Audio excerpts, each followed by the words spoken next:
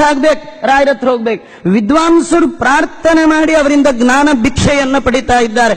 ತಲೆಗೆ ಹೊಟ್ಟೆಗೆ ಎರಡಕ್ಕೂ ಕೊಟ್ಟ ದಿಟ್ಟ ಯತಿಗಳು ನಮ್ಮ ರಾಯರು. ಅವ್ರಿಗೆ ಅತ್ಯಂತ ದಯಾಳುಗಳು. ಯಾಕೆ ಗೊತ್ತಾ?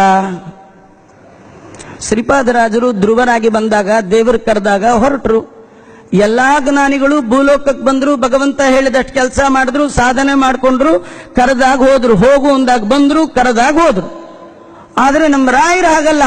ಅವರು ಪ್ರಹ್ಲಾದರಾಜರಾಗಿ ಬಂದ್ರು. ಕರೆದ ತಕ್ಷಣ ನರಸಿಂಹ ಯಾರಿಗೂ ಬಾರದ ಹಾಗೆ ಕಂಬದಿಂದಲೇ ಭಗವಂತ ಬಂದ ಭಗವಂತ ನಮ್ಮ ಪ್ರಹ್ಲಾದರಾಜರಿಗಂದ, ಏನ್ ಬೇಕು ನಿಮ್ಗೆ ಕೇಳಿ ಇಂದ.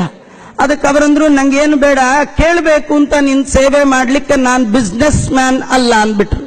ನಿನ್ ಗೀವ್ ಅಂಡ್ ಟೇಕ್ ಪಾಲಿಸಿ ವ್ಯವಹಾರ ನನ್ನ ಹತ್ರ ಇಟ್ಕೊಳ್ಬೇಡ.